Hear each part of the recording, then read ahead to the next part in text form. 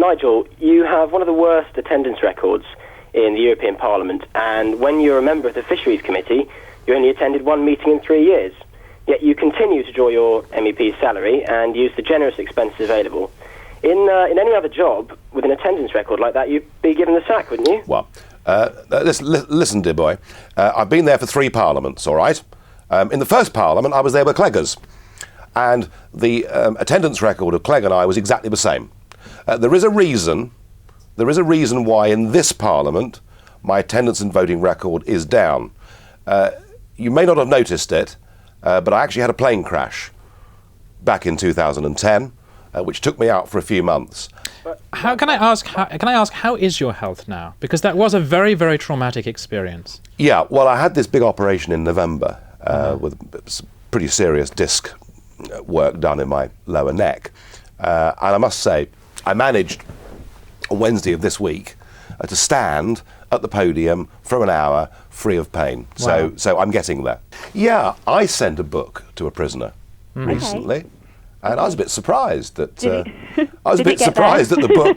book I'd sent this chap, his wife contacted me to say he wasn't allowed to read it, and it was a book written by me. It wasn't that subversive. Well, it was a bit, you know. I would have thought the answer to this is dead simple.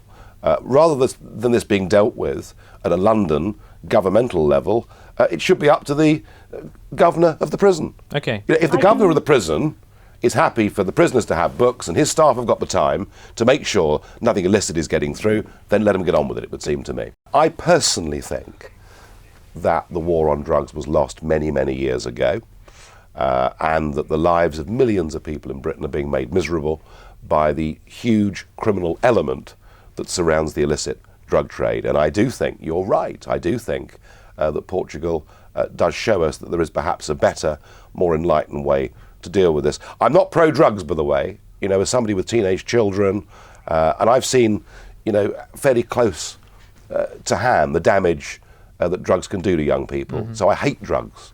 I've never taken them myself. I hope I never do. I hate drugs. But I just have a feeling that the criminalisation of all these drugs is not actually helping British society. I think we're sending too many youngsters to university. I think we're encouraging people to go and get degrees, in many cases not particularly good degrees, and not improving their life chances one little bit. I blame Maureen Lipman for the whole thing. If you remember the advert, oh, he's got an ology. So we've got a lot of people going to get ologies.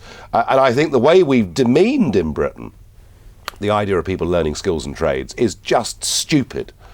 You know, in Germany, if your 16-year-old son or daughter says they want to learn a skill, a trade, be a carpenter, a designer, or whatever it is, you know, you're over the moon and delighted. Yeah. In this country, we think it's sort of shaming that anyone should want to do that. So, well, will you abolish tuition fees? Well, my answer is, if we get to a position where we're sending fewer people to university, then we can substantially reduce the almost standard now £9,000 a year, because that's what it's become, and get it down to a much more realistic level.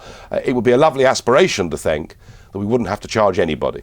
But if we send fewer people, if we're getting better value for money out of all of our public services, we can certainly radically reduce it. Whether we can abolish it completely, that remains to be seen. It has been the biggest myth and misunderstanding of modern British politics, the assumption that everybody that votes UKIP is a middle-class Shire Tory.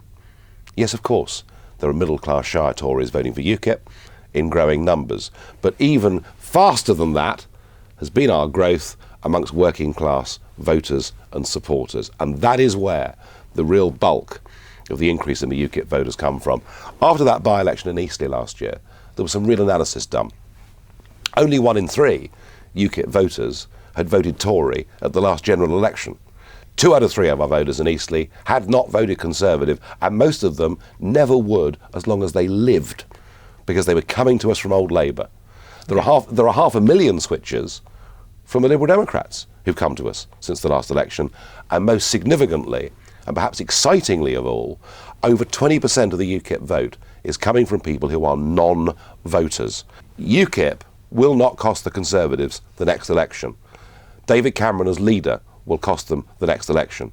And even if UKIP disappeared, you know, if I fell under a bus and we packed our bags and said, that's it, there's no more UKIP, still the Conservatives would barely recover or notice any difference. Because the analysis that Ashcroft did again last weekend is only 10% of UKIP voters would even consider voting for this Conservative Party.